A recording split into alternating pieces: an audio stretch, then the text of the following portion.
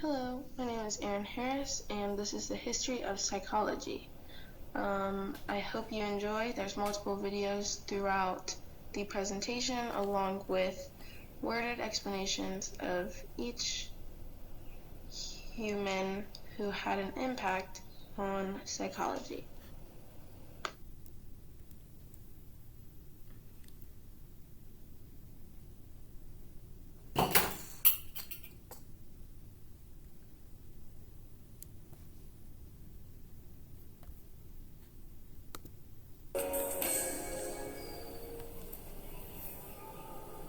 Psychology began to emerge as a field distinct from philosophy in the 19th century. Prior to this, philosophers such as Plato, Aristotle, and Descartes explored the causes of behavior and the nature of the mind. But in 1879, German physician Wilhelm Wundt established the first laboratory within the philosophy department at the University of Leipzig with the goal of applying the experimental methods of natural science to philosophical problems. Specifically, Wundt believed that he could understand the structure of the mind through introspection, close examination of one's own conscious experience. This school of thought became known as structuralism, as Wundt believed that introspection would eventually reveal the hidden structures of the mind. Even though it has been replaced with more objective measures, this work represents the beginning of psychology as a science, because it showed that mental processes could be quantified. Another important early psychologist was American William James. He built upon Charles Darwin's ideas about natural selection. Specifically, he proposed that much like our physical characteristics, human psychological characteristics evolved because they were functional. They provided some kind of evolutionary advantage.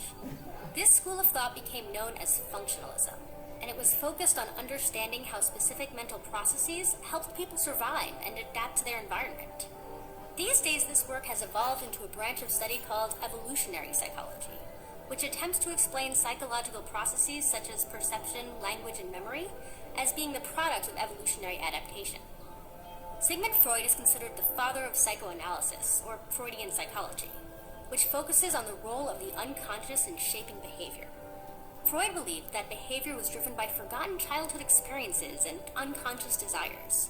He developed psychoanalytic treatment approaches intended to treat psychological symptoms by bringing unconscious material into conscious awareness through the analysis of dreams and talk therapy.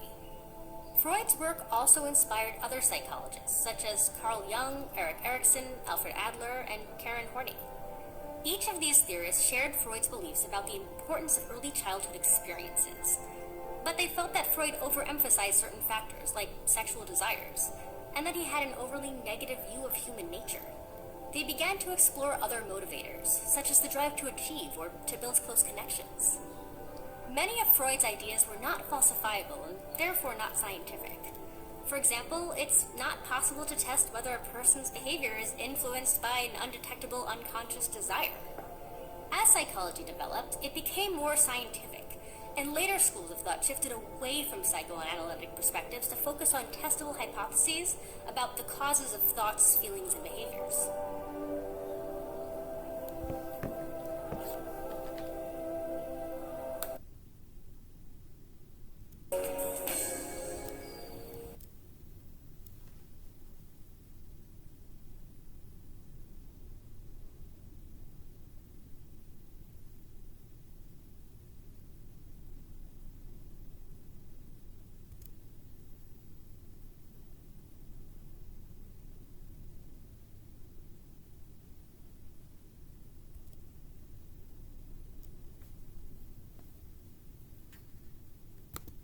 Weeks of Famous Philosophers, a series where we're looking at a new famous philosopher every single day for the whole month of October.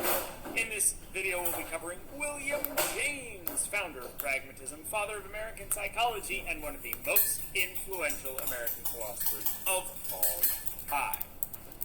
Now, William James was an influential philosopher and psychologist. He was one of the founders of pragmatism, a theory of truth which attempted to answer some of the claims of skepticism.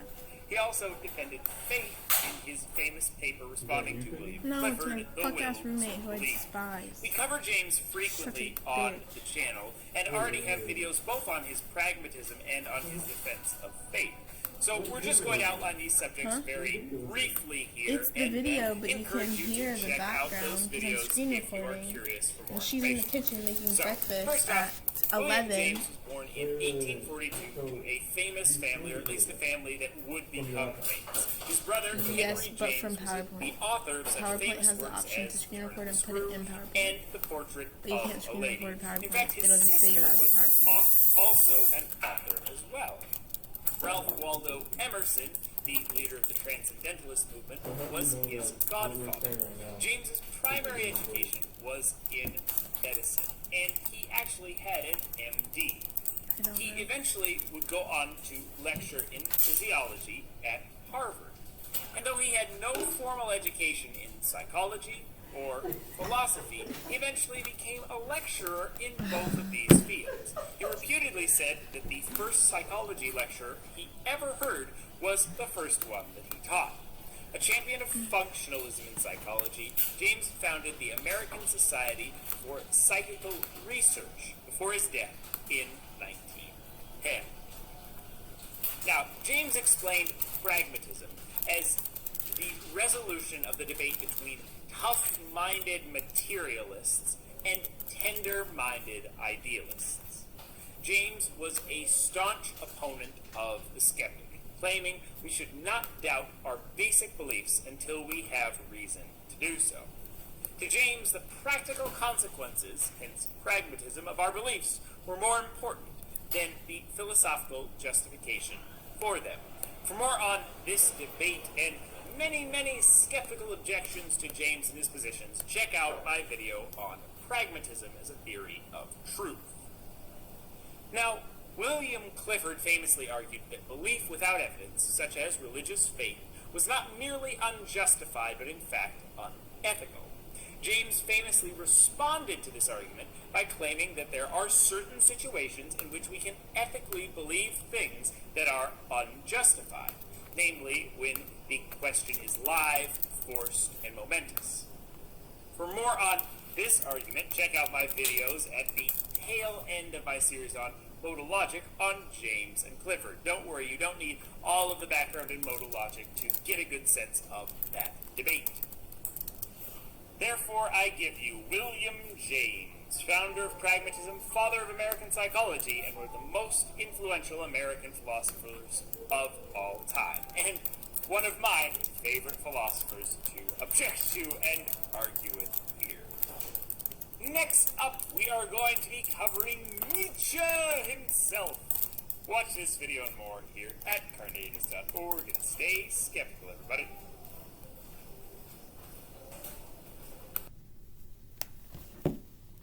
Weeks of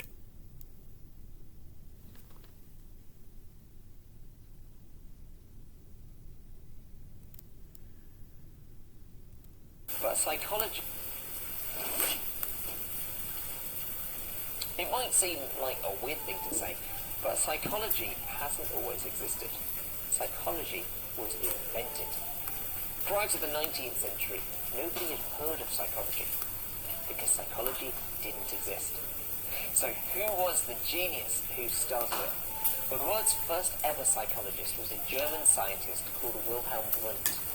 Wundt led the Leipzig laboratory in Germany and churned out hundreds of pieces of research, igniting the engine that grew into the huge discipline that we know today. At the time, Wundt was interested in psychophysiology. How does vision work? How about hearing? Physical senses in the mind.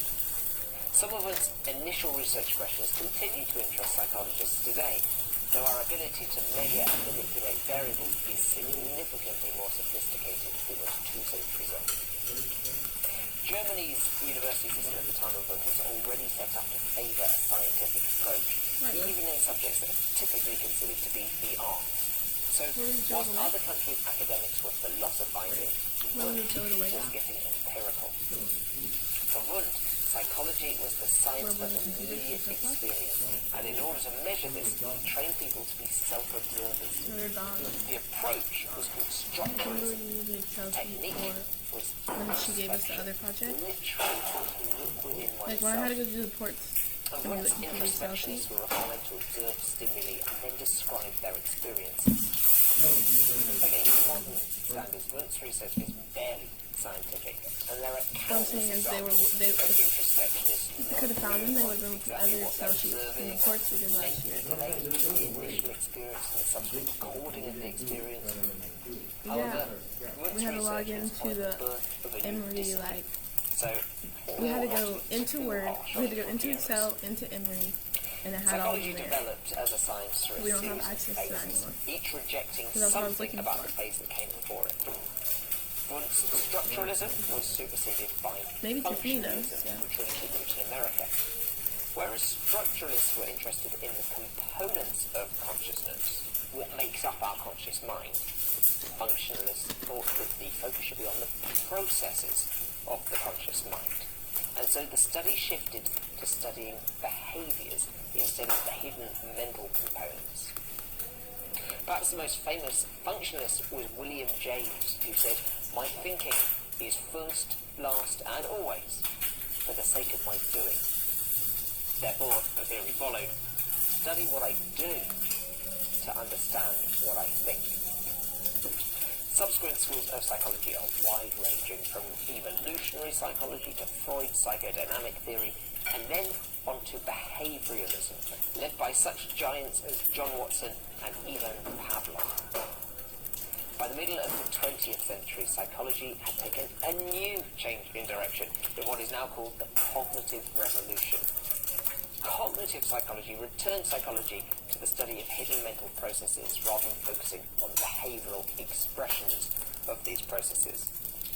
And more recently yet, the biological revolution launched into force towards the end of the 20th century as our ability to observe the brain in action was liberated by huge developments in measuring tools such as brain scanners.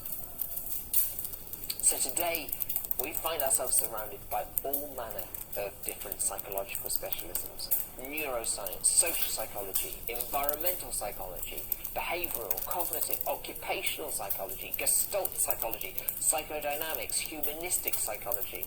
There are so many more. All of them have Wilhelm Wundt to thank. Thanks for watching this video. I hope you enjoyed it and found it interesting. If you did, please give it a thumbs up. And if you're new here, remember to subscribe to Psychology Unlocked and hit that notifications bell so that you don't miss out on any of our upcoming videos. Thanks for watching. I'll see you next time.